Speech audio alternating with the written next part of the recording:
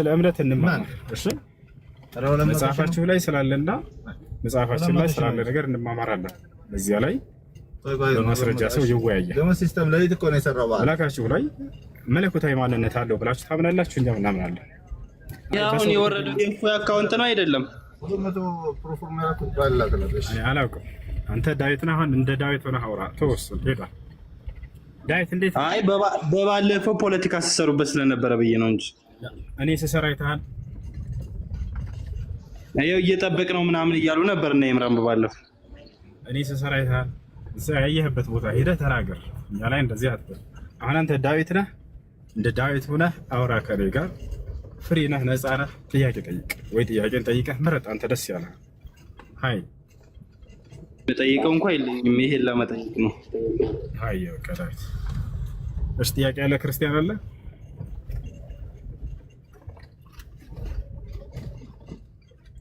እሺ ጥያቄ ያለ ክርስቲያን አለ? እኔ ልቀጥል። አሁን እሺ ቀጥለስ። አይሽ አሁን ማለት ክርስቲያኖች ላይ ምናምን አንዳንዴ ግድያ እንደሚፈጸም ተናግሯል። ለምሳሌ ያላመኑትን ግደሏቸው፣ ክበቧቸው እና ገደሉ ምናምን የሚል ቦታ አለ። ለምን ክርስቲያኖች ታርጌት ያደርጋሉ? ያው እኮ የቀረው አንድ ሚሊዮን ነው። በሚገርም ሁኔታ ክርስቲያኖችን ግደሏቸው ገደሏቸው የሚል አይደለም ያለው ቁርአን ላይ። ያነሱ በዛ ስለሚጠቃለሉ እንጂ ክርስቲያኖችን ለይቶ ክርስቲያኖችን ግደሏቸው የሚል ቃል በቁርአን ላይ አታገኝም። 6 ሚሊዮን አንተ ልክ ያለው ለምሳሌ ተውባ ምዕራፍ ማለት ሱራ ተውባ 9:5 ላይ እዛ ላይ የተጻፈ ቃል ሲከፈትልኝ ስልክ ስለኝ እንዴ በደንብ ላይ ያለው እሱ ላይ እየተናገረ ያለው በመካ ላይ ስለሚገኙ ከሃዲያኖች አስመልክቶ ነው። ታሪኩ ምን እንደሆነ ላስረዳ። እዚያው ላይ ከአውዱ መለስ ብለን የተከሰተ ክስተት አለ። እሱንም አሳያለሁ። እሺ ልንገርህ። ሱረቱ ተውባ ላይ ያለውን በመጀመሪያ ቁጥር 5 ላይ ያለው ምን ይላል መሰለህ? فإذا انسلخ الأشهر الحرم فاقتلوا المشركين حيث وجدتموهم። ሜት አንስታል ማውራት ከፈለክ አውራሽ። አይ አይደለም ጥቅንቱን ሊከፋትና እነው በ9:5 ላይ ያለው ነው። ችግር የለውም። 9:5 ላይ ያለው ክርስቲያኖችን ብሎ የሚናገር አይደለም። በመጀመሪያ አጋሪዎችን ነው። ልክፈትልህ የማይመች ከሆነ አብሽር ኩፈቶሻ አጋሪዎችን ይላል። በነቢያችን ሰለላሁ ዐለይሂ ወሰለም ጊዜ የነበሩ አጋሪዎች ናቸው። ስለምን እንደሚናገር እናሳያለን፣ እናስረዳቸዋለን። እዛው አውዱ ላይ መለስ ብለን ወረድ ብለን እዛው አውዱ ላይ ስለምን እያወራ እንደሆነ ታያላችሁ። እሺ ሱረቱ ተውባ ቁጥር 5 ላይ ያውና ይላል። ቁጥር 5 የተከበሩት ወሮችን ባለቁ ጊዜ አጋሪዎቹን አጋሪዎቹን ባገኛችሁባቸው ስፍራ ግደሏቸው፣ ያዟቸው፣ ክበቧቸው፣ ለእነርሱም መጠባበቅ እያለ ይናገራል። አሁን እዚህ ጋር እየተናገረ ያለው ጨርሰው እስከ መጨረስ ጨርስለት። ማሄር አንዳበው አምጣ ምን ማለት ነው? ደረሰኝ ነው የምፈልገው። የተከበሩትን ወራቶች ባለቁ ጊዜ አጋሪዎችን ባገኛችሁባቸው ስፍራ ግደሏቸው፣ ያዟቸው፣ ክበቧቸው፣ ለእነሱም መጠባበቅ በየመንገዱ ተቀመጡ። ቢጸጸቱም ሶላትንም በደንብ ቢሰግዱ ግዴታ ምጽዋትንም ቢሰጡ መንገዳቸውን ልቀቁላቸው፣ አላህ መሐሪ አዛኝ ነውና ይላል። እሺ አሁን ላስረዳ። አዳምጥሽ። ደረሰኝ ቁጥር እኮ የለ ደረሰኝ የራሷ ኮድ ያላት የሁለቱም ይለያያል። 2 ሚሊዮን ልክ ያለው ትመለሳለህ። ከላይ ጀምረን አንዴ ላስረዳቸውና አይ እዙ ላይ አንዴ ላስረዳቸው። ይሄ ቁርአን አንቀጽ የወረደበት ምክንያት ወይም ሰበብ አለ። ግባ ዋትስአፕ ላይ ሰበበ ንዙል ይባላል። የአንድ አያ ወይንም የቁርአን ምዕራፍ ምክንያት ማለት ነው። ያ ነው። ዋትስአፕ ላይ ግባ እስኪ ሚፍታ በነቢያችን ሰለላሁ ዐለይሂ ወሰለም ጊዜ የተከሰተ ክስተት ይሄ ትናንትና ነው ማለት ነው። የተከበሩ ወራቶች በወጡ ጊዜ ግደሏቸው እየተናገረ ያለው እነርሱ ነው። አንዴ ለውጣ ከልጅ ጋር እየተናገረ ያለው ስለምን መሰላችሁ? በነቢዩ ሰለላሁ ዐለይሂ ወሰለም ጊዜ እነዚህ ከመካ ወደ መዲና ስደት አድርገዋል። ማን? ነቢዩ ሰለላሁ ዐለይሂ ወሰለምና አማኞች አሳደዋቸዋል። የመካ ሰዎች አስገድደው ከሀገራቸው አስወጥተዋቸዋል። ከዚያ ወደ መዲና ተሳደዋል። በመካና በመዲና መካከል የ400 ምናምን ኪሎ ሜትር ርቀት አለ። ተሳደው ሄደውላቸው ከዚያ በኋላ በመካከላቸው ስምምነት ተፈጠረ። በቃ አንዳችን ሌላችንን ላይገድል ሰላም ሊወርድ እርቅ ሊወርድ በፍጹም ከኛ ወደ እናንተ ቢመጣ ልትመልሱልን በፍጹም ላንገዳደል የሚል ያለ መገዳደል ሱልህ ተፈጠረ። የት ከተባለ ቦታው ሁደይቢያ የሚባል ቦታ አለ በመካና በመዲና መካከል። ከአማኞችም ከካህዲያኖችም ተውጣቸው ውል ፈጽመው መጡ። አንዳችን ሌላችንን ላይገል ተባብለው ጨረስም። ይሄን ቃል ኪዳን አለ። ይሄን ቃል ኪዳናቸውን አፍርሰው እነዚህ ካህዲያኖች ሙስሊሞችን ሄደው መጋደል ጀመሩ። ገብታችኋል አይደል? መልእክተኛውንም ሄደን እዚያው ያለበት የተሳደደበት ቦታ ሄደን እናስወጣዋለን ብለው ጦርነቱንም ጀምረው እነርሱ ቃላቸውን አፍርሰው ጦርነቱን ጀመሩ። ነብዩ ሰለላሁ ዐለይሂ ወሰለም ለማስወጣት ማሴር ጀመሩ። ያ ማለት ቃላቸውን አፈረሱ። ገብታችኋል? እነዚህን አላህ ሱብሓነሁ ወተዓላ እየተናገራቸው ነው። ቃል ኪዳናቸውን ያፈረሱትን በእነዚህ በተከበሩ በአራቱ ወራቶች ውስጥ እንዳትገሏቸው። የተከበሩት አራቶች ወራቶች ሲወጡ ግን ባገኛቸውባቸው ስፍራ ግደሏቸው ያለው ማንን ነው? ቃል ኪዳናቸውን ያፈረሱትን ነው። ቃል ኪዳናቸውን ያላፈረሱትን ከሃዲያኖችንስ እንዳትነኳቸው በእነሱ ላይ ብሎ ተናግሯል። የቱ ጋ ነው ይሄን ያለው ከተባለ ከእርሱ መለስ ብሎ ቁጥር 4 ላይ አሁን ማሄር ያውጣላችሁ። ቁጥር 4ን ከሱ መለስ ብሎ የቀደሙን እሱ ካስነበበህ በላይ ያውጣለት።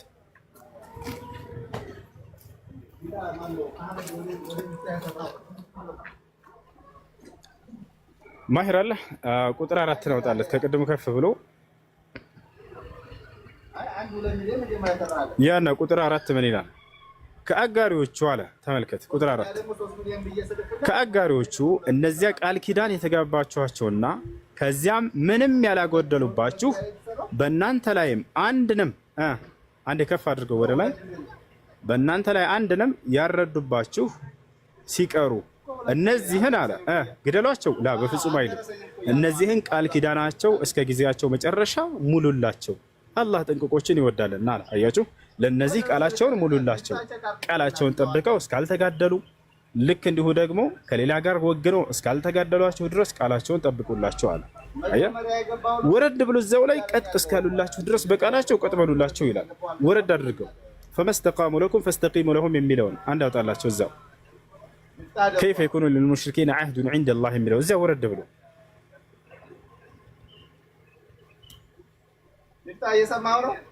አንዴ ቁጥሩን ልንገርህ እዛው ላይ ወረድ ብሎ የሚገርምህ በዚህ ሁኔታ እዛው ላይ ምን ይላል ተመልከት። ከአጋሪዎቹ አላህ ዘንድና ከመልእክተኛው ዘንድ ቃል ኪዳን እንዴት ይኖራቸዋል? እነዚያ በተከበረው መስጊድ ቃል ኪዳን የተገባቸው ሲቀሩ እነዚህ አለ በቃል ኪዳናቸው ለእናንተ ቀጥ እስካሉላችሁ ድረስ ለእነርሱም ቀጥ በሉላቸው። አላህ ጥንቅቆችን ይወዳል። አየህ አይደል? ያን ቃል ኪዳን ጠብቀው እስካሉ ድረስ እናንተም ጠብቁ እንዳትነኳቸው አለ አላህ። ቃል ኪዳናቸውን ያፈረሱትን ግን እነርሱን ነው ተጋደሏቸው ያለው። መጀመሪያ ቀድመው ስለተጋደሉን ነው። ልክ እንዲሁ ቃላቸውንም ስላፈረሱ ነው። ልክ እንዲሁም መልእክተኛውን ለማሳደድ ስለሰሩ ነው። ሶስቱን ስራ ስለሰሩ ይሄን እንደሆነ የሚገልጽልህ ወረድ በል አሁን ደግሞ ألا تقاتلون قوما نكثوا أيمانهم وهموا بإخراج الرسول وهم بدأوكم أول مرة أتخشونهم فالله أحق أن تخشوه إن كنتم مؤمنين إلى اليوم مكريات المجرش على سيدنا قريلا أتواقعوا من مليون عندي ألا تقاتلون قوما نكثوا مليون أو تعالت مكريات لمن عندهن النرس متوا بجمرا عند جمروا يتناقربتن قالاتشونم سلاف الرسول يا محلاዎቻቸውንም ያፈረሱትን አለ አንድ መልእክተኛውንም ለማውጣት ያሰቡትን አለ ሁለት ያሰቡትን ህዝቦች እነርሱ ለመጀመሪያ ጊዜ ምን አለ ከፍ አድርገው ለመጀመሪያ ጊዜ ከፍ አድርገው ወደ ላይ የጀመሯቸው ሲሆኑ አየህ አይደለ በሶስቱ ምክንያት ነው እንድንዋጋቸው የተደረገው። እነዚያን ቃል ኪዳን ያፈረሱት አንደኛ መሐላቸውን የሚለው ቃል ኪዳናቸውን በማፍረሳቸው፣ ሁለተኛ ጭራሽ መልእክተኛውን አሳደዋቸው ዳግም እንደገና ለማሳደድ እርሳቸውን እያሴሩ ነበረ። ሁለት ሶስተኛ መጀመሪያ ጦርነቱን ስለጀመሩ ነው እነሱ ቃላቸውን አፍረሰው። እነዚህን ነው እንጂ ተጋደሏቸው ያለው በቃላቸው የጸኑትን በፍጹም ጫፋቸውን መንካት እንደማይቻል አላህ እዚያው ላይ ተናግሯል። ስለዚህ ክርስቲያኖችን ግደሏቸው አጥፏቸው ምናምን የሚል አይደለም። በዘመኑ የነበሩ ቃል ኪዳን ተገባብተው ቃል ኪዳንን ያፈረሱ የሆኑ አካሎችን እነዚያን አላህ ሱብሓነሁ ወተዓላ እዚህ ቦታ ላይ ተጋደሏቸው እያለ ያለው እንደውም ጊዜ ሰጣቸው ሁላ። እሺ ለምሳሌ ከካህዲያኖች ሊጋደሉ ከመጡ መካከል ሸሽቶ ወደኛ እስከመጣ ካገኘ ነው ምን እናድርገው? ጥገኝነትን ጠየቀ። ለምሳሌ ጥገኝነትን ተጠየቀ። እባካቸው እናንተ አማኞች ያስጠጉኝ አለ። አንተንም እንግደልህ ለአንገለው ጥገኝነትን ከጠየቃችሁ በቃ ጥገኝነቱን ስጡት አለ አላህ ሱብሓነሁ ወተዓላ። ወኢን አሐዱ ሚነል ሙሽሪኪን እስተጃረከ ፈአጅርሁ ሐታ የስመዐ ከላም አላህ ثم أبلغه مأمنة ذلك بأنهم قوم لا يعلمون እያለ ይናገራል። ተመልከቱ ጉድ ወላሂ ነው። በጣም ይደንቀኝ ደግሞ ጥገኝነትን ቢጠይቅ አንድ ከሃዲ የሆነ ሰው ምን ማድረግ እንዳለብን ሲናገር አላህ የአላህን ቃል እስኪሰማ ድረስ እንዳውም ማስጠጉት ቤታቸው ከዚያም በሰላም ወደ ቤቱ አድርሱት ይላል። ሱረቱ ተውባ ላይ ተመልከት፣ እዚያው ላይ ማለት ነው። እዛ ወረድ ብሎ ከ5 ወረድ ብሎ ስንት ላይ 6 ላይ ምን እንደሚል ተመልከት። ከአጋሪዎችም አለ አንዱ ጥገኝነትን ቢጠይቅ የአላህን ቃል ይሰማ ዘንድ አስጠጋው አለ። የአምላክን ቃል እንዲሰማ ጋብዙት፣ አስጠጉት። ከዚያስ በኋላ ካመነ ካላመነ እንግደለው? ላ በፍጹም አንገለውም። ከሰማ በኋላ በሰላም ቤቱ አድርሰዋል አላህ። ከዚያም ወደ መጠበቂያው ስፍራ አድርሱት አለ። ያ ሰላም መጠበቂያው የሚለው የራሱ መጠበቂያ ቤቱ ማለት ነው። ወደ መጠበቂያው ስፍራ ከዚያ በኋላ አድርሱት። ይሄ ሰው ይህ እነሱ የማያውቁ ህዝቦች መሆናቸው ነው። አይያውቁምና እንደዚህን ሰዎች አሳውቋቸው አምላክን ቃል። ከዚያም ወደ ቤታቸው በሰላም ሰደዷቸዋል። ከዚያ አላህ ሱብሓነሁ ወተዓላ እዚህ ምን ይላል? ያው እነዚህ በቃል ኪዳናቸው ለእናንተ ቀጥ እስካሉላችሁ ድረስ ለእነርሱም ቀጥ በሉላቸው አለ። ኢስላም ስርዓት ያለው ሃይማኖት መሆኑን እንደምትረዱት በዚህ ነው። ከሰው ላይ አይደርስም። እንደውም ለስምምነት ውረድ ይላል አላህ። ለስምምነት ትወርዳለህ። በቃ የሰላም ስምምነት አላህ በሱረቱል አንፋል ላይ ያለፈው ምዕራፍ ላይ ምን ይላል? ሱረቱል አንፋል ላይ ወኢን ጀነሑ ሊሰልሚ ፈጅነሕ ለሃ ይላል። ሙሐመድ ሆይ ለእርቅ ከወረዱ አንተም ለእርቅ ውረድ ይላል። ኑ ላሳያችሁ። ለእርቅ ውረድ። እርቅን ይወዳል ኢስላም። ግን ያንን ቃላቸውን ካፈረሱ ነው ወኢን ጀነሑ ሊሰልሚ ፈጅነሕ ለሃ ወተወከል ዐለላህ ይላል። ኑ ተመልከቱ። ያው ሱረቱል አንፋል ላይ ቁጥር 61 ወደ እርቅም ቢያዘነብሉ ወደ እርሷ አዘንብል። ወደ እርቅም ቢያዘነብሉ ወደ እርሷ አዘንብል። በአላህ ላይ ተጠጋ፣ እነሆ እርሱ ሰሚ አዋቂ ነውና ይላል። እያችሁ ይሄ ነው እርቅን ይወዳል። ሐታ በሚዋጉ ሰዎች መካከል ማለት ነው። እንዋጋለን ለሚሉት መካከል እርቅን ካወረዱ በእርቁ ተስማማ ይላል። ከጠላት ጋር ተገናኝታችሁ መጋደልን መፋለምን አትመኙት አሉ ነብዩ ሰለላሁ ዐለይሂ ወሰለም ሐዲስ ላይ ላ ተተመነው ሊቃል ዐዱ ወሰሉላህ አልዓፊያ ፈኢዛ ወጀድቱሙሁም ፈስቢሩ ፈኢነል ጀነተ ተሕተ ዚላል ሲዩፍ። አደራ ከጠላት ጋር ተገናኝታችሁ መገዳደልን መፋለምን አትመኙ አሉ ነብዩ ሰለላሁ ዐለይሂ ወሰለም። ታዲያ ምን እንመኝ? ይልቁንስ በእናንተም በጠላቶቻቸው መካከል አላህ ሰላምን እንዲያሰፍን ስለ ሰላም ጸልዩ አሉ። ስለምን ጸልዩ? ስለ ሰላም ጸልዩ አሉ። ይሄ ነው ግን እየተናገረ ያለው እናንተ የምትጠይቋቸው አንቀጾች የተጋደሏቸው ምናምን የሚለው ስለሚዋጉ አካሎች አስመልክቶ እንጂ ሰላማዊ ስለሆኑት አይደለም። እሺ ጥያቄ ያለ ይቀጥል። እሺ አሁን የምጠይቅ ጥያቄ ከክርስትናና ከእስልምና ቀድሞ መሰበክ የጀመረው ማን ነው? እሺ ምን ታደርገው ለመልስልህ። እሺ ከእስልምናና ከክርስትና ቀድሞ መሰበክ የጀመረው የትኛው ነው የሚል ነው። ከዚህ በፊት ይህን ጥያቄ ተጠይቄ በቪዲዮ ሰርቸው ወደ 1 ሚሊዮን ከምናምን የሚሆኑ ሰዎች ተከታተሉ አይተውት ነበረ። እዚያ ላይ የጠየቀችው ጥያቄ ልጅቱ ይሄው ነበር። ከክርስትናና ከእስልምና ማን ነው ቀድሞ የነበረው? ማን ነው ቀድሞ የተሰበከ የሚል ነው። በመጀመሪያ ክርስትናና እስልምና ስንል ክርስትና የራሱ የሆነ መጽሐፍ አለው፣ በእርሱ ይዳኛል። እስልምና የራሱ የሆነ መጽሐፍ አለው፣ በእርሱ ይዳኛል። አንዱ በሌላው ሊዳኝ አይችልም። ክርስትናን አምጥቼ በእስልምና ላይ፣ እስልምናን አምጥቼ በክርስትና ላይ እኔ እስልምና ቁርአንን ይይዝና ክርስትና የሚባለው መጽሐፍ ስህተት ነው አለንም። በሱ መሰረት አድርጌ ገብታችኋል አይደለ?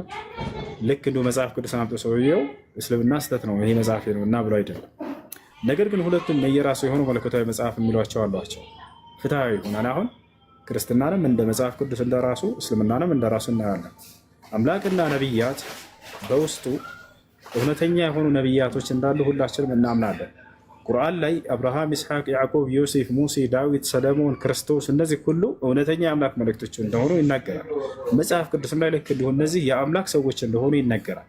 ታዲያ እነዚህ ነቢያቶች ከአምላክ የተቀበሉት እውነተኛው አንዱ ሃይማኖት የትኛው ነው የሚለውን ሁለቱንም እንደ መጽሐፉ ፍትሃዊ ሆነ እንመልከተው። አምላክ የትኛውን ሃይማኖት ነው የደነገገው? አምላክ ደንጋጊ ነው። ነቢያቶች ያን ድንጋጌ ተቀብለው የሚያስተምሩ ናቸው። ስለዚህ አምላክ የትኛውን ሃይማኖት ነው የደነገገው? ነቢያቶችስ የትኛውን ሃይማኖት ነው ከአምላክ የታዘዙት? ነቢያቶች የሰበኩት ሃይማኖት፣ ራሳቸውንም የገለጹበት ሃይማኖት፣ የነቢያት ተከታዮች የትኛውን ሃይማኖትስ ነው እንደሚከተሉ የተናገሩት የሚለውን እናያለን። ከቁርአን ስንጀምር፣ ከእስልምና ስንጀምር ጊዜ በቁርአን ላይ አምላክ ራሱ እስልምና ሃይማኖትን እኔ የደነገግኩላቸው እያለ ቃል በቃል ይናገራል። ያ የአብርሃም የኢስሐቅ የያዕቆብ አምላክ ራሱ ምን አለ? ሸርዐ ለኩም ሚነ ዲን ማ ወሳ ቢሂ ኑሐን ወለዚ አውሐይና ኢለይከ ወማ ወሰይና ቢሂ ኢብራሂመ ወሙሳ ወዒሳ ይላል። እነሆ ይህን እስልምናን ሃይማኖት እኔ ደነገግኩላችሁ አለ። ከዚህ በፊት ኖህን፣ አብርሃምን፣ ሙሴን መሲሁን አዝዤባቸው የነበረውን ሃይማኖት ራሱ እንደደነገገውና ለቀደሙት ነቢያት ደንግጎ እንደሰጠው ተናገረ። በሌላ ቦታ ላይ እነ ዲን ዒንደላሂ ልኢስላም ይላል። ከእኔ ከአምላካችሁ ዘንድ ትክክለኛ ሃይማኖት እስልምና ሃይማኖት ነው ይላል። በሌላ ቦታ ላይ ወላ ተሙቱና ኢላ ወአንቱም ሙስሊሙን ይላል። ራሱ አምላክ የተናገረው ነው የምነግራችሁ። አደራ እናንተ ሙስሊሞች ሆናችሁ እንጂ እንዳትሞቱ ይላል። በሌላ ቦታ ላይ ወረዲቱ ለኩም ልኢስላም ዲና ይላል። እስልምናን ሃይማኖት ብቻ ነው የወደድኩላችሁ እያለ ይናገራል። ይሄን ጨረስን። ከአምላክ በኩል ያለውን ልጨርስ አንዴ። ሁለተኛ ከዚያ ነቢያቶችስ የትኛውን ሃይማኖት ነው የሰበኩት በቁርአን ላይ ብለን ስናይ እስልምና እንደሆነ ታገኛላችሁ። ሱረቱል በቀራ ምዕራፍ 2 ቁጥር 132 ላይ ያዕቆብ የኢስሐቅ ልጅ የአብርሃም የልጅ ልጅ ምን አለ? ወያዕቆብ ያ በንየ ኢነላህ አስጠፋ ለኩም ዲን ፈላ ተሙቱና ኢላ ወአንቱም ሙስሊሙን አለ። ያዕቆብ ምን አለ? አደራ ልጆቼ ሙስሊሞች ሆናችሁ እንጂ አትሙቱ አላቸው ይላል። አያችሁ አይደል? ሙስሊሞች ሆናችሁ እንጂ አትሙቱ አላቸው ይላል። ልክ እንዲሁ ነቢያቶች ራሳቸውን ሙስሊም ነን እያሉ ሲገልጹ ታያላችሁ። ኖህ ምን አለ? ወኡሚርቱ አን አኩነ ሚነል ሙስሊሚን አለ። እኔ ከሙስሊሞች እንደሆን ታዘዝኩኝ አለ። ልክ እንዲሁ አብርሃም ሙስሊም እንደሆነ ታገኛላችሁ። ማካነ ኢብራሂሙ የሁድየን ወላ ነስራንየን ወላኪን ካነ ሐኒፈን ሙስሊማ፣ አብርሃም ሙስሊም ነበር የሚል ቃል በቃል እናገኛለን። አሁን ስለዚህ አምላክ ራሱ እስልምናን ሃይማኖት እንደደነገገው ከተናገረ ሙስሊሞች ሁኑ ብሎ ካዘዘ፣ ይህም በአንጻሩ መጽሐፍ ቅዱስ ላይ አምላክ ማን ነው ከተባለ እግዚአብሔር ተብሎ ይገለጻል። እግዚአብሔር ክርስትናን ሃይማኖት ተከተሉ ወይ ክርስቲያን ሁኑ ብሎ ያዘዘበት አለ ወይ? ይህን ሙሉ መጽሐፉ ላይ ተናግሮ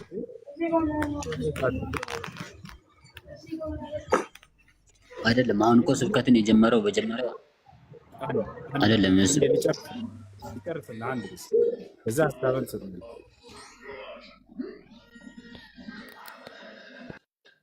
እሺ፣ ይሄንን ጥያቄ በእስልምና ላይ ጠይቀን ያገኘነውን መጽሐፍ ቅዱስ ላይ ስንሄድ እግዚአብሔር ክርስቲያን ሆኖ አላለም። አላህ በቁርአን ላይ ቃል በቃል አምላክ ሙስሊም ሆኖ እያለ ይናገራል። አላህ በቁርአን ላይ እስልምና ሃይማኖት ከኔ ዘንድ ትክክለኛ ሃይማኖት እርሱ ነው እያለ ይናገራል። መጽሐፍ ቅዱስ ላይ እግዚአብሔር ክርስትና ሃይማኖት ከኔ ዘንድ ትክክለኛ ሃይማኖት እርሱ ነው ብሎ የተናገረበት ቦታ የለም። ነቢያቶች ልክ እንዲሁ በቁርአን ላይ ሙስሊሞች ሆኑ እያሉ እንዳዘዙ አግኝተናል። በመጽሐፍ ቅዱስ ላይ ከነቢያት መካከል አንድ ነቢይ ክርስቲያን ሆኑ ብሎ ህዝቦችን ያዘዘ ነቢይ የለም። በቁርአን ላይ ነቢያቶች ራሳቸውን ገልጸውበታል። እኔ ሙስሊም ነኝ እያሉ ኖህ ሙስሊም ነኝ እንዳለው፣ ሰለሞን ንጉስ ሰለሞን ወይም ሱለይማን ወኩና ሙስሊሚን እያለ ይናገራል። እኛ ሙስሊሞች ነን እያለ ተናግሯል። ዮሴፍ ልክ እንዲሁ ሙስሊም እንደሆነ ራሱ ቃል በቃል ተወፈኒ ሙስሊምን እያለ ተናግሯል። ነገር ግን በመጽሐፍ ቅዱስ ላይ ስንሄድ ጊዜ አንድም ቦታ ላይ አንድም ነቢይ ራሱን በዚህ ሃይማኖት የገለጸ የለም። እኔ ክርስቲያን ነኝ ያለ የለም፣ ክርስቲያን ሁኑም ያለ የለም። ይህን ይመስላል። እስኪ ከመጽሐፍ ቅዱስ ላይ እንዳው ተሰስተ እግዚአብሔር ክርስትና ምን መሰለህ እሱ ጨርሳ አንድ የመጨረሻ እሺ ጨርስ። ክርስቲያን እንደመሆናችሁ መጠን እዚህ ጋር የተሳሳትኩት ካለ እናርመኝ። ማንኛውም ክርስቲያን ካለ መግባት ይችላል። አይ በመጽሐፍ ቅዱሳችን አንተ እንዳልከው አይደለም ክርስትና ሃይማኖትን ደንግጌዋለሁ ብሏል እግዚአብሔር፣ ወይ ክርስቲያን ሁኑ ብሏል፣ ወይ ነቢያቶች ክርስቲያን ሁኑ ብለዋል፣ ወይ አንድ ነቢይ ራሱን ክርስቲያን ብሎ የገለጸ አለ የሚል ካለ መልስ መስጠት ይችላል። ሀይ ልክ እኔ እንዳረጋገጥኩት በቁርአን ላይ በመጽሐፍ ቅዱስ ላይ ይህን ማረጋገጥ እችላለሁ የሚል ክርስቲያን አለ ወይንስ?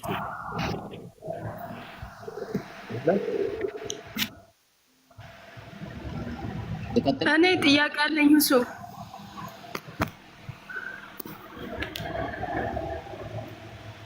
ልጨርስና ትቀጥያለሽ እንጂ ቁራን እንደሱ አረጋግጥ። እግዚአብሔር እንደሱ ብሎ አዟል። በመጽሐፍ ላይ ነቢያቶች አዘዋል።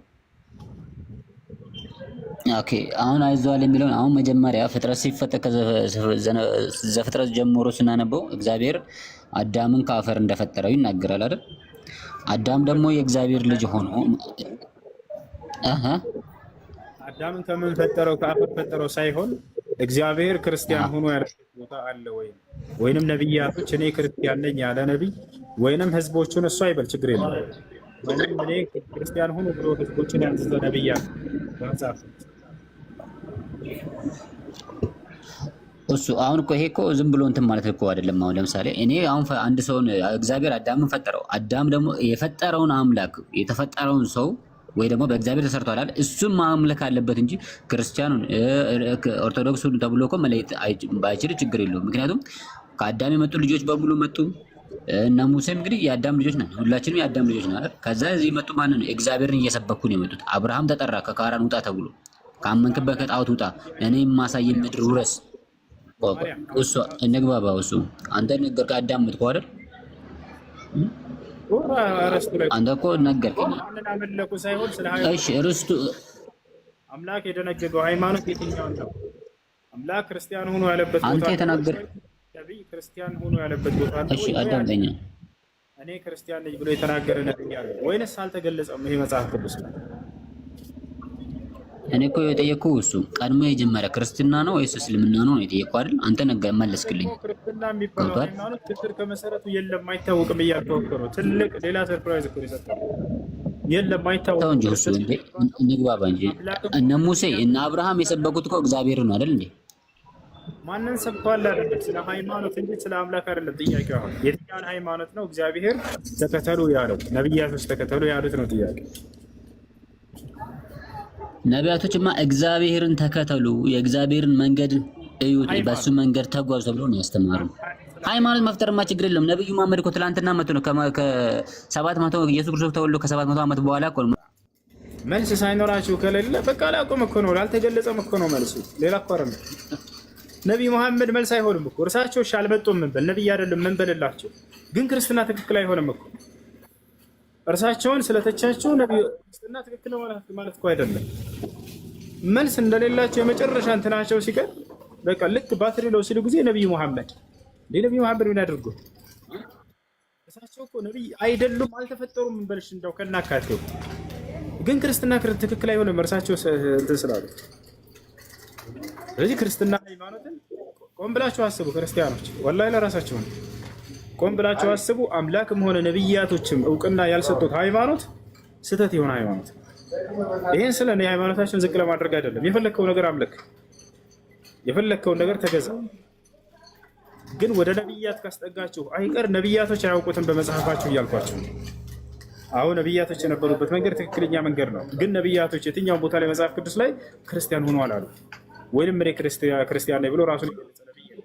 ወይንም አምላክ በየትኛውም የመጽሐፍ ቅዱስ ጥቅስ ላይ ክርስትና ሃይማኖትን ተከተሉ ወይ ክርስቲያን ሆኖ ያለበት ቦታ የለም። እሺ ኤኤዲ ሰላም እንዴት አንድ ኤኤዲ